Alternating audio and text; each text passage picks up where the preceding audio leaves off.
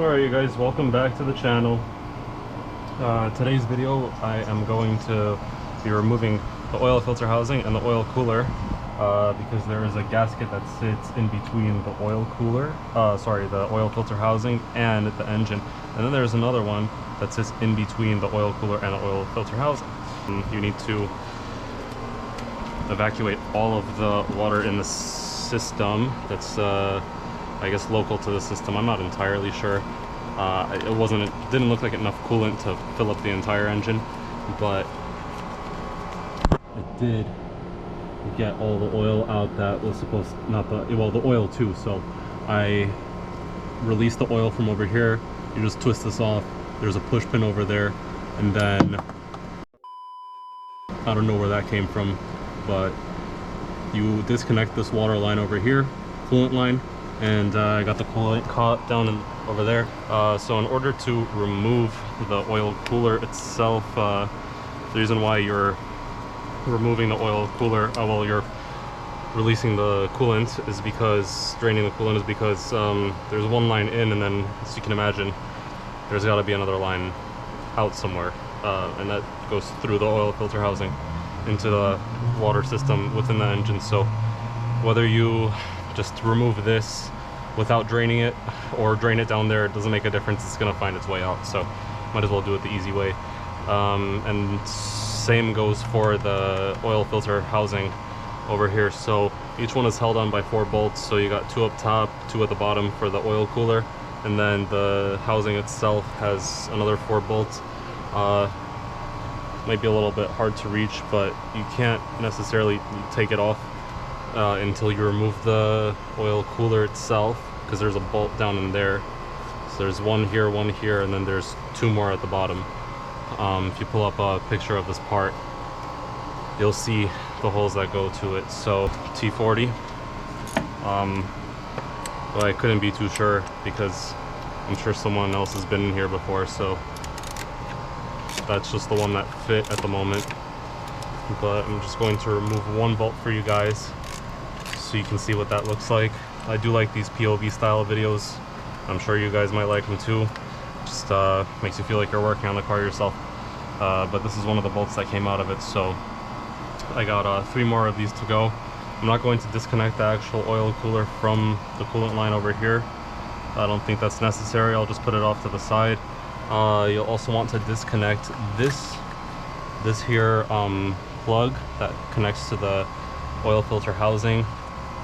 And then if you have taken apart most of the stuff like I have, there are some plugs down there, various plugs. There is a air density sensor, if I'm not mistaken, right down here that goes into the charge pipe. And then there are several other ones over here. You also have your NOx sensor right here. Delicate piece, you don't want to ruin that one. But yeah, so I'm going to go ahead and get the rest of these removed, and I'll show you what it looks like after. Okay, so I have managed to remove the oil filter housing. That's what that looks like right there. See oils all over the place, so you definitely want something to catch it down under. It's gonna get really messy. I call this little part down here like the shelf. It catches everything. So I have found numerous bolts that I had lost prior. Here's the oil cooler. I just put it off to the side, and as you can see, it's got 2 oil ports right here and then the 1 water port. And so the reason why you want to drain everything before you remove all of this stuff, like I said, this has to come off first because of that 1 bolt that goes in here. I'll show you on the housing in just a second. You won't be able to fit in there. I'm just going to show you all the bolts that come out of it.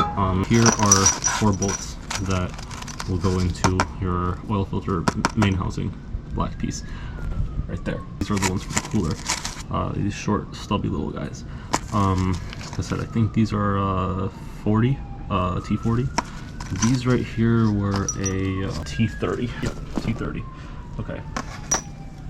They were a huge pain in the butt to remove. So this is upside down right now. So these 2 are at the bottom. This one is going to be hell on earth right here.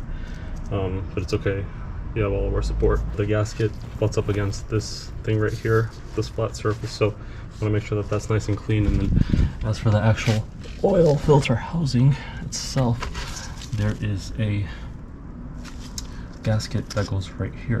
I won't be doing a video of putting it back on because it's just the same thing in reverse. It's not fun footage to watch exactly, but in the next video I will be showing you guys how to put this cover on. I know I keep mentioning that I'm going to put it on, but this is kind of like this was my biggest roadblock over here. Even the carbon cleanup wasn't as difficult as removing this.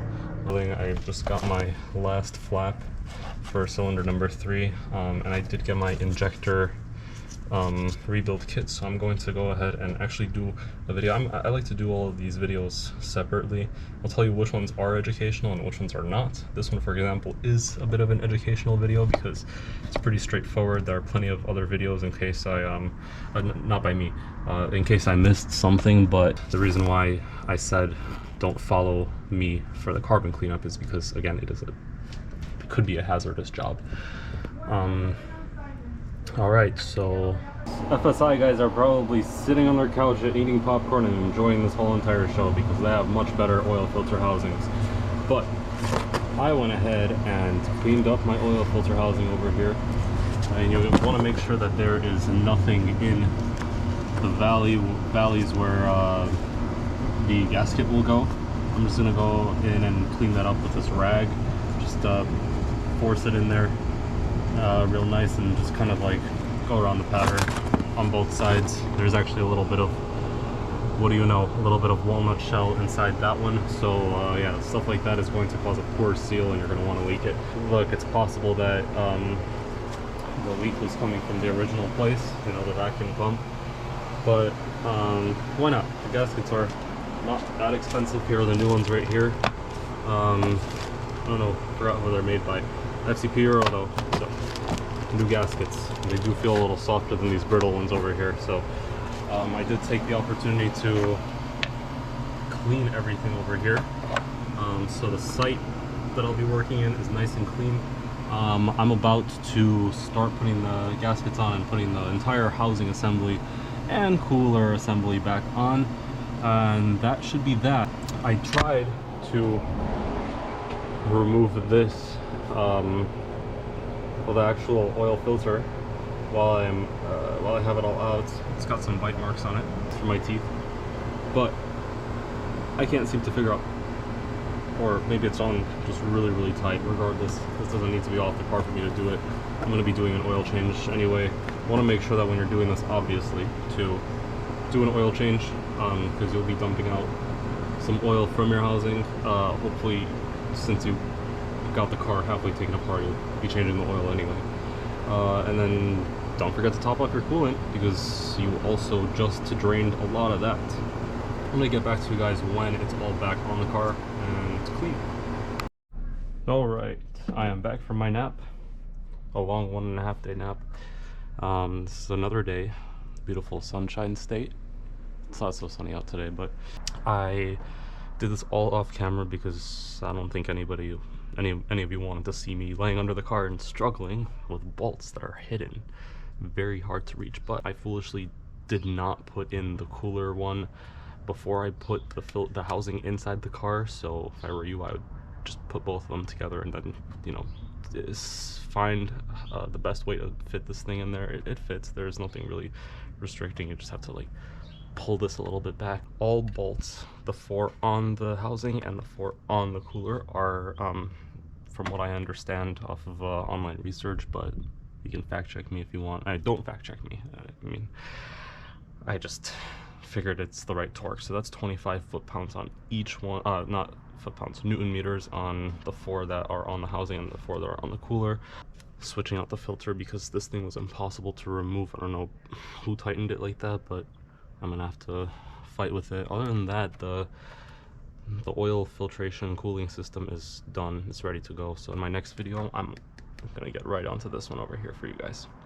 This is the timing chain housing. So hope you guys enjoyed the video. Please don't forget again to leave a comment down below, like and subscribe. Push that notifications bell so you can see new uploads by me. As I am rebuilding my Mark V GTI.